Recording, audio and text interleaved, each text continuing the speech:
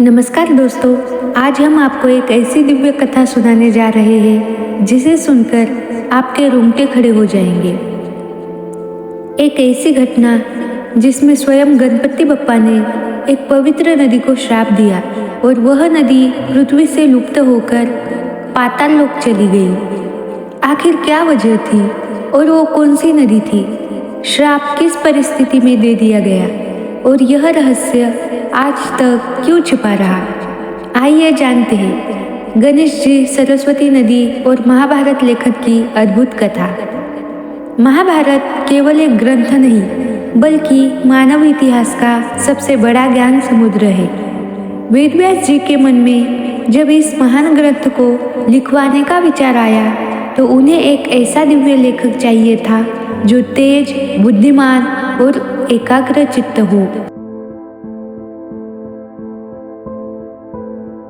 वेदव्यास जी के मन में जब इस महान ग्रंथ को लिखवाने का विचार आया तो उन्हें एक ऐसा दिव्य लेखक चाहिए था जो तेज, बुद्धिमान और एकाग्र चित्त हो। और उनके मन में एक ही नाम आया, भगवान श्री गणेश। वेदव्यास जी ने गणेश जी का ध्यान किया और उन्हें प्रकट होकर निवेदन किया कि हे गणपति, मैं महाभारत की रचना करना चाहता हूँ, परंतु मुझे एक दिव्य लेखक चाहिए। गणेश जी बोले, मैं लिखूंगा, पर मेरी एक शर्त है। आप बिना रुके उच्चारण करेंगे और मैं बिना रुके लिखूंगा। इस पर व्यास जी ने भी अपनी शर्त जोड़ दी। आप तब तक नहीं लिखेंगे जब तक आप हर एक श्लोक का अर्थ पूरी तरह से समझ न ले। और इसी प्रकार शुरू हुआ मानव इतिहास का सबसे बड़ा लेखन कार्य। जहाँ बैठकर यह काम हो रहा था वह स्थान था, जहाँ बैठकर यह ग्रंथ लिखा जा रहा था वह स्थान था सरस्वती नदी का किनारा। सरस्वती नदी कोई साधारण नदी नहीं थी। यह ज्ञान, विद्या और ऊर्जा की नदी मानी जाती थी।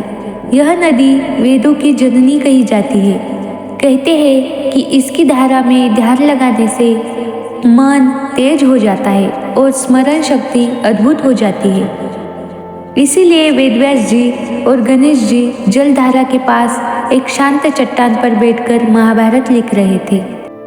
ग्रंथ लिखते समय शुरुआत में सब ठीक था। गणेश जी लिखते जा रहे थे और व्यास जी बोलते जा रहे थे। लेकिन धीरे धीरे हुआ कुछ विचित्र। सरस्वती नदी का बहाव बढ़ने लगा। धीरे धीरे शांत जल तेज गर्जना करने लगा। लहरें चट्टानों से टकराने लगी। इतना शोर होने लगा कि व्यास जी का उच्चारण और गणेश जी का लेखन बाधित होने लगा। व्यास जी ने आश्चर्य से कहा, यह क्या हो रहा है? नदी अचानक उत्तेजित क्यों हो गई? लेकिन नदी का वेग और ही बढ़ता गया। गणेश जी की दृष्टि गंभीर हो गई। वह समझ गए कि यह मात्र प्राकृतिक कारण नहीं है। पुराणों के अनुसार सरस्वती नदी को एक त्रुटि लगी थी। कथा के अनुसार सरस्वती नदी ने कभी देवताओं का अपमान किया था या किसी ऋषि के श्राप का परिणाम उनके भीतर छिपा था। कुछ कथाओं में उल्लेख है कि सरस्वती ने अपनी धारा को मोड़कर किसी यज्ञ का कार्य को बाधित किया था। कुछ कथाओं में उल्लेख है कि सरस्वती ने अपनी धारा को मोड़कर किसी यज्ञ का कार्य बाधित किया था। गणेश जी ने यह पहचान लिया कि नदी का यह विक्षोभ कोई सामान्य प्राकृतिक प्रतिक्रिया नहीं बल्कि नदी के भीतर का दोष सक्रिय हो गया है। और यही कारण था कि नदी महाभारत लेखन में बाधा डाल रही थी। जब नदी का बहाव इतना बढ़ गया कि शब्द सुनाई देना मुश्किल हो गया, गणेश जी ने एक क्षण के लिए लेखन रोक दिया और उन्होंने नदी को कहा कि अपना बहाव धीमा करे, लेकिन नदी फिर भी नहीं मानी। फिर गणेश जी संताप में आकर बोले, हे सरस्वती, तुम्हें जानना चाहिए कि यह कार्य धर्म, ज्ञान और कल्याण के लिए है। तुम्हारी यह अव्यवस्था असहनीय है। उनकी वाणी में दिव्य क्रोध था और फिर उन्होंने कहा, मैं तुम्हें श्राप देता हूँ कि तुम पृथ्वी से लुप्त हो जाओगी। तुम्हारी धारा अदृश्य होकर पाताल लोक में उतर जाएगी। धरती पर तुम्हारा अस्तित्व समाप्त हो जाएगा। इतना कहते ही नदी का बहाव कांपने लगा, जल का रंग फीका पड़ने लगा और अचानक नदी एक भयंकर भंवर में बदलकर धीरे धीरे नीचे धंसने लगी, पाताल लोक की ओर। दृष्टांतों में आता है कि नदी तेज गर्जना करते हुए एक चमकदार भंवर में समा गई। धरती फटी और सरस्वती की धारा नीचे उतरने लगी।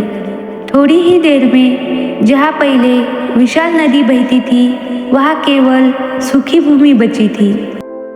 इसी घटना के कारण आज भी सरस्वती को लुप्त नदी या अदृश्य नदी या फिर पातालगामी नदी कहा जाता है। नदी शांत हो चुकी थी, वातावरण फिर स्थिर हो गया। गणेश जी ने अपनी कलम उठाई और कहा, अब हम बिना किसी बाधा के इस दिव्य ग्रंथ को पूरा कर सकते हैं। वेदव्यास जी ने प्रसन्न होकर अगले श्लोक का उच्चारण शुरू किया और इसी प्रकार आगे के 18 पर्व पूरे हुए। आज भी वैज्ञानिक मानते हैं कि सरस्वती नदी कभी बहती थी, लेकिन कुछ कारणों के कारण मार्ग बदल गया और वह धरती के नीचे समा गई। वैज्ञानिक इसे अंडरग्राउंड रिवर कहते हैं और धार्मिक ग्रंथ इसे गणेश जी के श्राप का परिणाम। इस कथा में छिपा संदेश यह है कि जहाँ ज्ञान और धर्म का कार्य हो रहा हो, वहाँ कोई भी बाधा सहन नहीं की जाती और प्रकृति भी नियमों का पालन करने के लिए बाध्य होती है। दोस्तों, यह थी गणेश जी, वेदव्यास जी और सरस्वती नदी की वह अद्भुत कथा जो हमें बताती है कि धर्म और ज्ञान का मार्ग कितना पवित्र होता है। अगर आपको यह जानकारीपूर्ण वीडियो पसंद आया हो तो वीडियो को लाइक ज़रूर करें, चैनल को सब्सक्राइब करें और कमेंट में जय श्री गणेश लिखकर अपना आशीर्वाद दें। हम फिर मिलेंगे एक नई रहस्यमयी गाथा के साथ। तब तक के लिए धन्यवाद।